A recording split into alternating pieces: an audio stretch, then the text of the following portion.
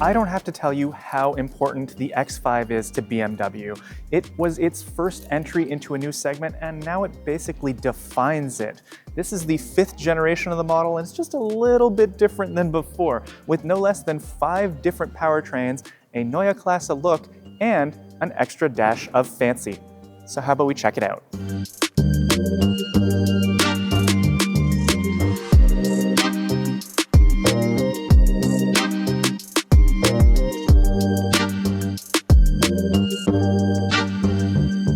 Now, as I was saying, there is a lot of Neue Klasse influence for this new X5 because that is the world we live in now with BMW. And you can see it up front with the headlight design, which uses some X-shaped LED signatures to really differentiate this from the iX3.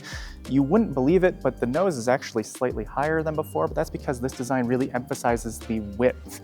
And every X5 will come with the light-up kidney grille. Now, moving to the sides, you have big wheels, which is a standard of X5s for generations now, up to 23 inches. But the sides are really all about full forms and clean servicing. There's not a whole lot of lines along the profile. In fact, you'll notice there's no door handles. That's because we now have these elegant little wings at the top of the window, and every X5 has soft closed doors, so you just press that, it's pressure sensitive, it opens, and it works the other way too. I just tap it and it's closed. The X5 will launch with no fewer than 5 different powertrain configurations. This one I poked around is the iX5, making it the first electric version and the first BMW EV to be built in the US. Its dual motors produce a healthy 570 horsepower and 594 pound-feet of torque, running through the same 2-stage single-speed transmission found in the iX3, allowing it to hit 62 miles per hour or 100 kilometers per hour in just 4.6 seconds. A large 141 kilowatt-hour battery pack can charge super quickly up to 460 kilowatts, meaning a top-up from 10 to 80% could happen in just 23 minutes. BMW is quoting European range estimates of 400 to 525 miles, or 645 to 845 kilometers. Expect those numbers to shrink in North America. There will also be the classic BMW inline-six with mild hybrid setup, good for 394 horsepower, and the excellent plug-in setup from the existing X5 carries over as well. An M60e xDrive bumps that plug-in to 603 total system horsepower, while also fitting a tighter steering rack and larger wheels. Europe also gets a diesel model. After launch, a fully hydrogen-powered X5 will begin series production as well.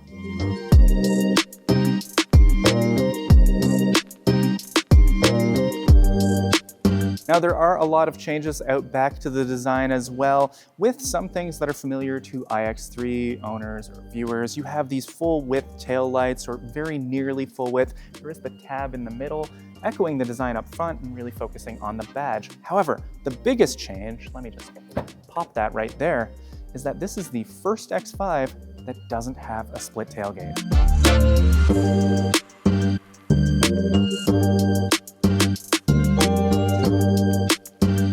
Now, you're going to be very surprised to hear this. There's a lot of Neue Klasse influence inside the X5 as well. And that, of course, extends to the design, which I'll get to in just a second. But I want to talk about materials because BMW has really upped their game here. This model that I'm sitting in has Merino leather. And when you spec that, you get Alcantara on the door panels and on the dashboard, and actually up here as well. There's a nice little X pattern with the stitching on the door that I like, and indirect ambient lighting. BMW is doing great work there, where if you look really closely, it actually subtly moves and it's just very calming. Now, one of my favorite features in the X5 though, is the use of real slate down here on the center console. It just feels great, and no one else is doing this. This is what I love about BMW, is taking chances with the interior. So, in terms of Neue Klasse influence, yes, you see this very different steering wheel with its ShyTech technology up here, and of course the panoramic display that is embedded at the base of the windshield. You can modify a lot of the widgets up there by just swiping here and going to my panoramic vision display, and I can configure it from here. There are some updates to this because, again, BMW is offering over-the-air updates. I can put BMW art cars up there if I want to look at them. Is that super useful? No, not really, but it's fun. So the rest of the infotainment is very familiar. There is a whole lot of customization. I can do that here. If I want to upload my own images to use as the main background, I can do that. BMW has left a few here for me just to fiddle with. But you're probably noticing this other additional screen on the passenger side. Yes, BMW is jumping on the passenger display game, although this is optional in the X5. Now, if you are using this, there's a lot of functionality. You can stream video, you can play video games, you can listen to music. There are a whole lot of options there.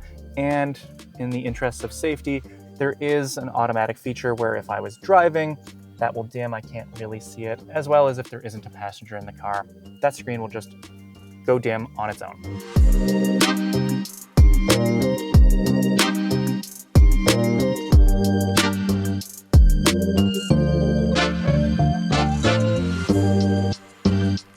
Like I said at the beginning, this is a big deal for BMW, and at least on this first impression, it is going to deliver.